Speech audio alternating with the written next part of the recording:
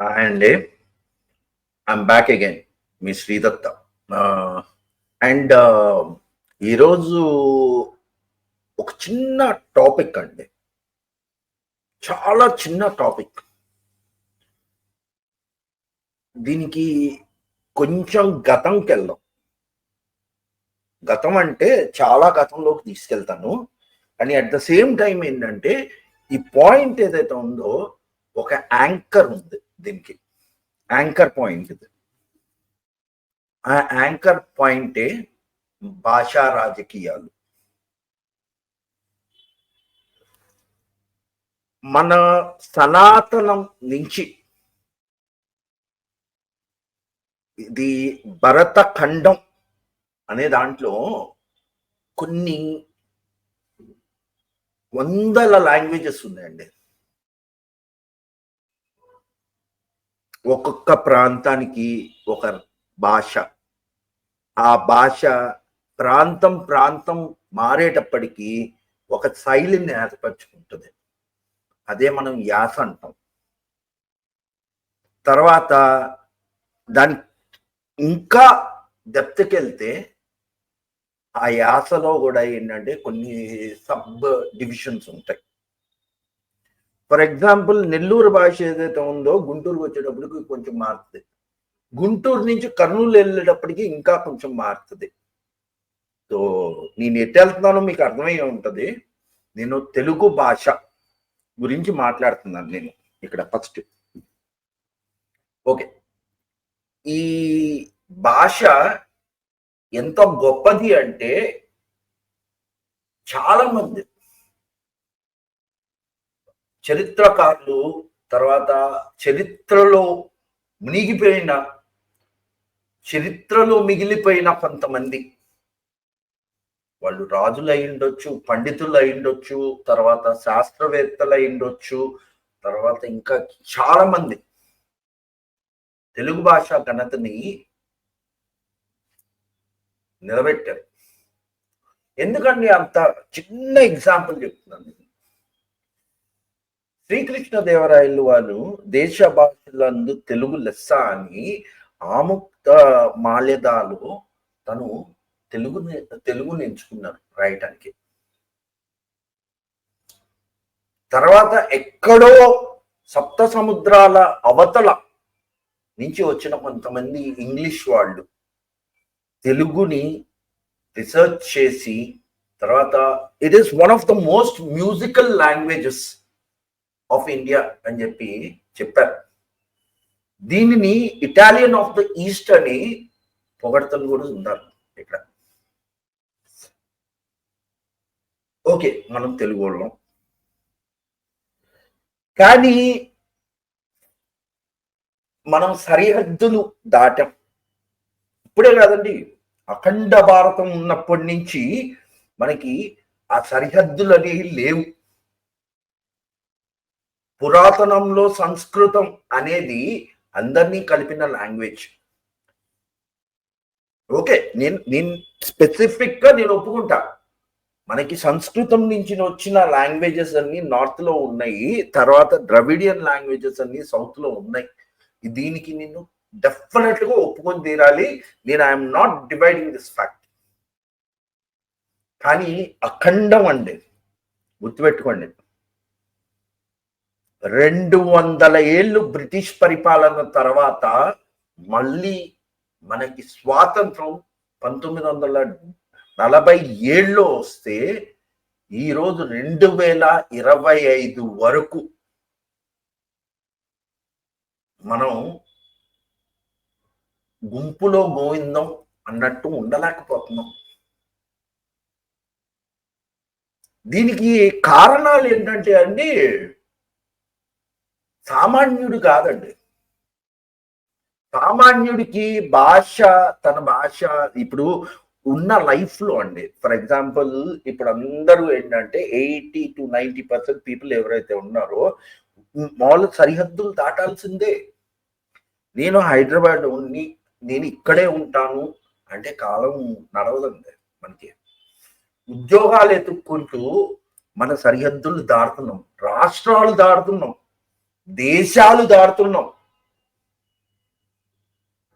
కానీ ఆ భాష, ఏమండి మీతోనే మాట్లాడుతుంది, ఆ భాష అనేది అక్కడ అనుకూలతను బట్టి మనం మార్చుకుంటున్నాం.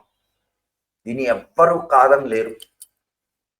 ఎందుకంటే మీ పిల్లల్లో చాలా మంది ఏంటంటే ఇక్కడ వెళ్ళి అమెరికాలో సెటిల్ అయ్యి మన దేశం భాష కాని ఇంగ్లీష్ తో బతుకుతున్నాడు. అదేనా మీరు స్కూల్లో ఇంగ్లీష్ మీడియం స్కూల్లోనే నా కొడుకు చదవాలి అని చెప్పి పెట్టిన ఆ పద్ధతిని ఉంటుంది చూసారా మీరు ఇక్కడ. సో మన సామాన్యులకి ఏ భాష అయినా పర్వాలేదు, it doesn't make a difference. కానీ కొంతమంది మహానుభావులు మనం గెలిపించి మనల్ని మీద కూర్చోబెట్టుకున్నాం చూసారా, వాళ్ళ పదవులు కాపాడుకోవటానికి, వాళ్ళ పబ్బాలు గడుపుకోవటానికి వీటిలన్నిటికీ ఏంటంటే ఆ భాష రాజకీయాలు చేసి మళ్ళీ రాజకీయంగా బలపడతాం అని చూస్తున్నారు. ఏమండి ఇది యాక్చువల్గా తెలుగులో ఒక సామెత గుర్తొస్తుందండి, పులిని చూసి నక్క వాత పెట్టుకుంది అని. ఆడెవ్వడో స్టాలిన్ తమిళ భాష పరంగా ఏదైతే ఉందో ఇప్పుడు మామూలు ఏంటి వాళ్ళు ఇప్పుడు మొత్తం ప్రపంచం అంతా ఏదైతే ఉందో ఒక రకంగా వెళ్తాం అంటే తమిళ వాళ్ళు ఏంటంటే మేము ఒక రకంగా వెళ్తాం అనేది వాళ్ళ పందాగా పెట్టుకొని వాళ్ళు వెళ్తున్నారు. ఓకే, వాళ్ళు పులులు అనుకోండి. కానీ ఈడ మన మన భాషలో గొప్ప అని చెప్పుకోవచ్చు. కానీ ఆడెవడో వాతలు పెట్టుకో చార్లు ఉన్నాయని వాడికి ఎవడికో మన వాళ్ళు వాతలు పెట్టుకోవాల్సిన అవసరాలు ఉన్నాయా చెప్పండి? మన మీద నువ్వు ఇదే భాష మాట్లాడాలి అని ఎవడన్నా రుద్దాడండి. ఇప్పుడు ఫర్ ఎగ్జాంపుల్ అండి, మామూలు ఇక్కడ నేను మీకు తెలుసో లేదో మీకు చెప్తాను నిన్నండి. ఆఖరికి సెక్రటేరియట్ లెవెల్లో highest form of state governance లో ఈ రోజు కూడా ఏంటంటే తెలుగు భాష పరంగా అక్కడ ఉంటాయి. కమ్యూనికే దాంట్లోనే ఉంటుంది, తెలుగు భాషలో మాక్సిమం ఉంటారు కంపల్సరీ. ఎందుకంటే మనది ఒఫిషియల్ లాంగ్వేజ్, స్టేట్ లాంగ్వేజ్ వచ్చేసేసి తెలుగు. ఓకే, ఇప్పుడు ఫర్ ఎగ్జాంపుల్ కొంతమంది ఉన్నారు, వాళ్ళు పిల్లల్నేమో అమెరికా పంపిస్తారు, ఇంగ్లీష్ మీడియంలో తప్పితే ఇంకా చదివిరు. వీళ్ళందరికీ భాషా పరిజ్ఞానం అంటే అంత గొప్పతనం. వాళ్ళ వరకు వచ్చేటప్పటికి వాళ్ళకి ఇంగ్లీష్ లేకపోతే మామూలుగా వేరే స్టేట్స్ లో ఉంటే కనుక అరే నువ్వు డెఫినెట్ గా హిందీ నేర్చుకోవాలరా అని చెప్పి పంపిస్తూ ఉంటారు. కానీ ఇదే వాళ్ళు ఓట్ల కోసం మీకు నాకు చిక్కు పెడతానికి, తర్వాత చిచ్చు పెడతానికి అని అంటున్నాను, తర్వాత చిచ్చు పెడతానికి అంటున్నానండి. నేనేదో మామూలు ప్రొనౌన్సియేషన్ రాకైతే నేను అనలేదు. చిక్కులు పెడుతున్నారు, విడతీయలేని చిక్కులు. ఏమండి ఎందుకు పెడుతున్నారు అంటే మీకు నేను క్లియర్ కట్ గా మీకు చెప్తాను వింటారా. ఇప్పుడు లేటెస్ట్ గా మొన్న జరిగిన స్థానిక ఎన్నికల్లో కూడా ఏంటంటే మామూలుగా పవర్ పందాలో బీజేపీ ఏదైతే ఉందో ముందడుగుగా ఉంది అని చెప్పేసి వీళ్ళు ఉంది. అండ్ కాంగ్రెస్ పార్టీ ఇక్కడ కాంట్రవర్సీ లేకుండా బతకలేదండి. ఇక్కడ ఇది ఫర్ ఎగ్జాంపుల్ నేను ఏదో గాల్లో అంటుంది కాదండి, ఇది సీరియస్ గా ప్రూవ్ అయింది. మొన్న 2 పాయింట్లు నేషనల్ పాలిటిక్స్ లో మీకు చెప్తా. షమా మొహమ్మద్ అని చెప్పేసి ఒక ఆమె ఉంది, డాక్టర్. ఆమె డాక్టర్ కదా, 2 స్టేట్మెంట్లు వేసిందండి. తలకి తొక్కి లింకులు లేకుండా, లంకెలు లేకుండా మాట్లాడే కెపాసిటీ కాంగ్రెస్ వాళ్ళకు ఉంది. సో ఫస్ట్ పాయింట్ ఆమె వేసింది ఏంటి, Rohit Sharma mall fact shaming చేసింది. ఓకే, ఇంకేం లేదు. కాంగ్రెస్ వాళ్ళకి ఏంటంటే మామూలుగా మనకి ఇది ఈ ఛాంపియన్స్ ట్రోఫీ గెలుచుకొని వచ్చారు. ఆ టీమ్ ని ఏదైతే ఉందో ఇది కూడా ఘనత ఏంటంటే మోడీ గారి ఘనత అన్నట్టు ఇస్తారండి. ఇక్కడ మోడీ గారి వల్లే టీం గెలిచింది. ఎస్, ఇది మోడీ గారి ఎంకరేజ్మెంట్ వల్లే టీం గెలిచింది. No one can deny that fact. But ఒక మనిషిని చేస్తే ఎంకరేజ్ చేయాలి, లేకపోతే మన పని ఏదో మనం చూసుకోవాలి, కూర్చోవాలి. ఈ కాంగ్రెస్ ఆమె ఏం చేసిందంటే రోహిత్ శర్మ ఎందుకో ఈ మధ్య పని చేయట్లేదు, లావుగా ఉన్నాడు, అది ఇది అని. Okay, right. తర్వాత అక్కడి నుంచి రెండో దానికి వచ్చిందండి. ఇక్కడ ఒక స్టేట్మెంట్ చేసింది, ప్రపంచానికి మ్యాథ్స్ గణితం అనేది ముస్లిమ్స్ వల్లే వచ్చిందంట. సో దీనికి ముందర ఆర్యభట్ట గారు ఏమవ్వాలి, తర్వాత వాళ్ళు మిగతా వాళ్ళందరూ ఇప్పుడు గ్రీక్ వాళ్ళు ఏమవ్వాలి, ఈ గణితం అనేది అక్కడి నుంచి ఇది ఎప్పుడో అసలు మామూలు ఈ ఇస్లాం అనేది రాకముందు నుంచి గణితం కోసమే బతికిన వాళ్ళందరూ ఏమనుకోవాలి. ఆర్యభట్ట గారు సున్నా కనిపెట్టారు అనేది నాసా వాళ్ళ దగ్గర నుంచి కూడా అక్రెడిషన్ ఉంది. తర్వాత అల్జీబ్రా అనేది కూడా ఇండియన్ వేద శాస్త్రంలో ఒక దాన్ని బట్టి ఇక్కడ డెవలప్ చేసినట్టు కూడా అల్జీబ్రా ఎవరైతే కనుక్కున్నారో ఆయన ద్వారా ఇక్కడ నిరూపితం అయింది. నేను పేర్ల కోసం వెళ్ళా నేను, కానీ ఈ షమా మొహమ్మద్ ఏం చేసింది ఇక్కడ, ఇది నా మతం అందరికంటే గొప్ప అని నిరూపించుకోవటానికి చేసినట్టు చేసింది. అలానే ఇక్కడ కాంగ్రెస్ కూడా ఏంటంటే లేని కాంట్రవర్సీని ఒకదాన్ని తయారు చేద్దాం అని ట్రై చేస్తుంది. ఇక్కడ ఎందుకు వాళ్ళ ఆలై అరేనా అంటే మోడీ ఏంటి, వీళ్ళందరూ కలిసికట్టిగా మోడీని ఓడిద్దాం, మోడీని ఇరకాటంలో పెడదాం అని ట్రై చేస్తూ ఉంటారు. సో వీళ్ళందరినీ పట్టుకొని మామూలుగా ఒక గ్రూప్ గా పెట్టుకొని వాళ్ళందరూ ఇండియా బ్లాక్ అని పెట్టుకున్నారు. దాంట్లో డిఎంకే పార్టీ ఉంది, మమతా బెనర్జీ గారి పార్టీ ఉంది, కాంగ్రెస్ ఉంది, కేజ్రీవాల్ ఉన్నారు, వీళ్ళందరూ ఉన్నారు. ఇక్కడ డీలిమిటేషన్ అంటండి. ఇక్కడ ఇది డీలిమిటేషన్ అంటే మామూలుగా మనకి ఇక్కడ మామూలుగా కంట్రీ వైజ్ తీస్తున్నారు. సరే, నేను ఒకటి క్వశ్చన్ అడుగుతానండి. డీలిమిటేషన్ ప్రకారం ఇప్పుడు క్యాస్ట్ పాలిటిక్స్ నడుపుతుంది ఎవరండి? కాంగ్రెస్ వాళ్ళే కదా. డీలిమిటేషన్ ప్రకారం ఓకే, మనం ఇక్కడ మామూలుగా అగ్రకులాలు తర్వాత వీటిలన్నిటికీ చేస్తున్నారు ఇదంతా అన్నారు. నేను రెండు క్వశ్చన్స్ అడుగుతానండి. ఒక్కటి క్లియర్ కట్ గా మనం సామాన్యులు ఆలోచించుకోవాల్సిన ఇది ఉంది సార్. ఇక్కడ ఆ చీఫ్ మినిస్టర్ హోదాలో కూర్చున్న మనుషులు ఎవరన్నా ఇప్పటి వరకు అగ్ర కులాలు కాకుండా దళిత కులాలు వాళ్ళని కూర్చోబెట్టిన ఒక్క పార్టీని మీరు చూపెట్టండి. ఎవరు ఉండరండి. వీళ్ళకి ఓట్ బ్యాంక్ పాలిటిక్స్ కోసం క్యాస్ట్ కావాలి, కానీ వాళ్ళు మాత్రం పవర్, ఆ పదవుల్లో కూర్చోడానికి మాత్రం వీళ్ళకి క్యాస్టే కావాలి. ఆ పైన కూర్చున్న దానికి రాజరికం అనేది కావాలి. ఫర్ ఎగ్జాంపుల్ ఇక్కడ మామూలు ఏంటంటే నేను రెడ్డి అని చెప్పుకునే జగన్మోహన్ రెడ్డి కావాలి. తర్వాత మామూలు ఇక్కడ కూడా అంతే. ఇప్పుడు వీళ్ళ కులాలకి తప్పితే మిగతా వాళ్ళ ఎవరన్నా ఇస్తారా? ఇవ్వరండి, ఓపెన్ గా చెప్తాను. సో ఇంత హిపోక్రసీ ఎందుకు? So coming back to the point, ఇక్కడ తెలుగు రాష్ట్రాలు ఉన్నాయండి. ఇక్కడ నేను చాలా చాలా ఫ్యాక్చువల్ గా మాట్లాడుతున్నాను, నేను చెప్పండి. ఇక్కడ తెలుగు రాష్ట్రం ఒకటి 1956లో పొట్టి శ్రీరాములు గారు కష్టపడి తీసుకుని వచ్చి 53 రోజులు ఆయన నిరాహార దీక్ష చేసి అప్పుడు ఒప్పుకుంటే తెలుగు రాష్ట్రం వచ్చింది.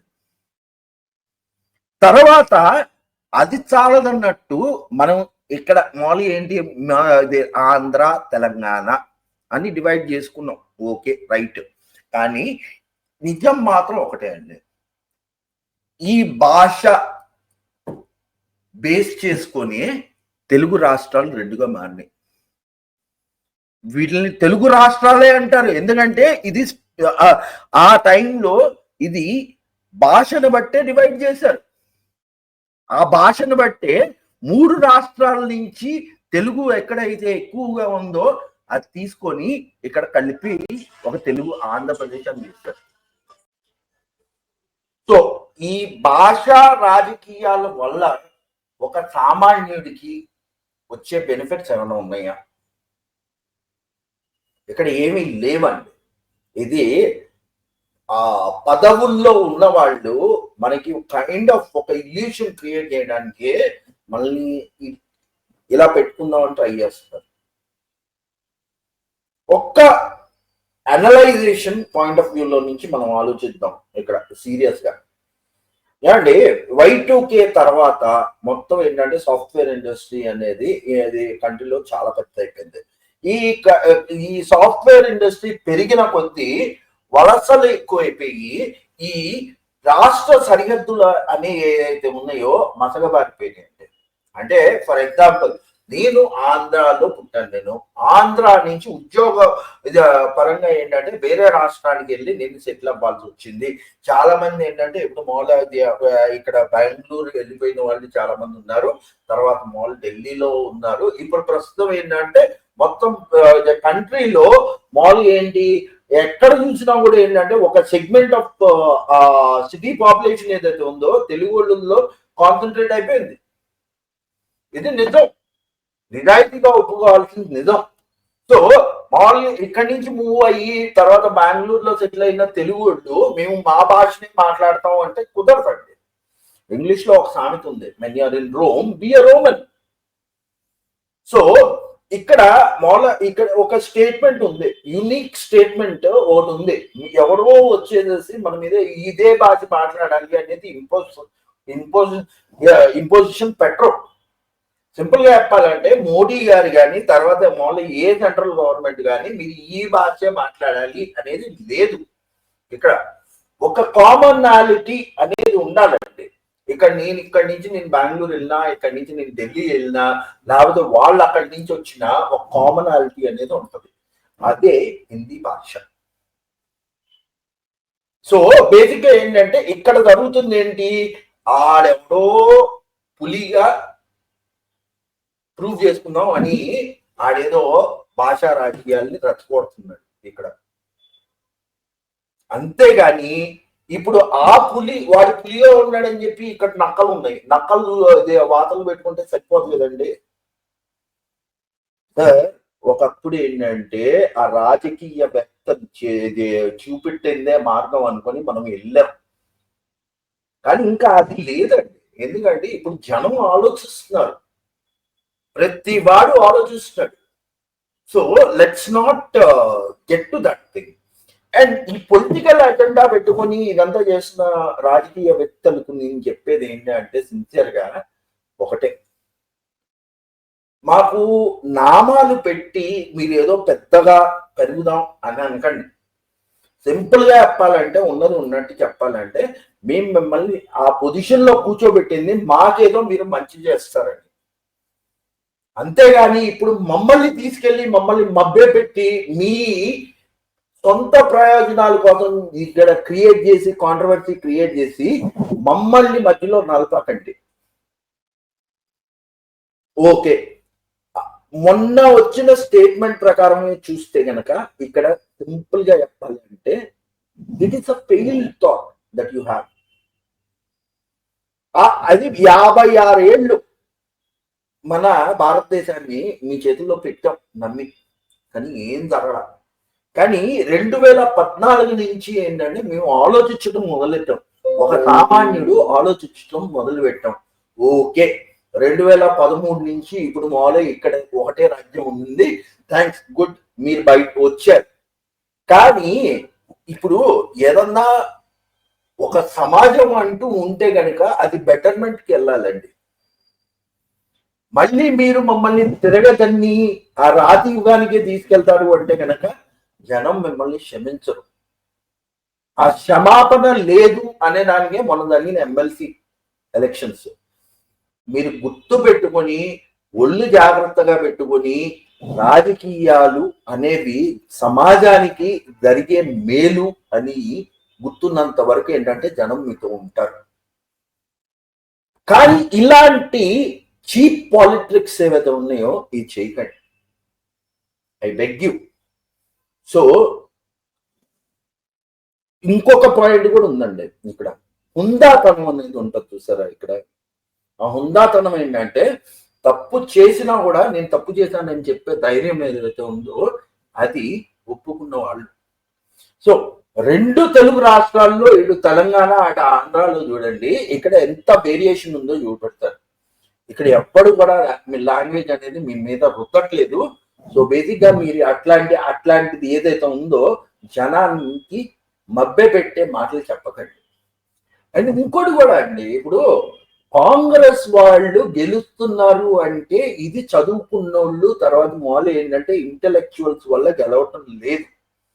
ఇది ఆ రూరల్ ఎటికెట్ ఏదైతే ఉంటుందో, కాంగ్రెస్ కి ఓట్ వేస్తే మంచి జరుగుతుంది అని నమ్మిన రూరల్ జనం ఉంటారు చూడండి, వాళ్ళ కోసం వర్కౌట్ అవుతుంది.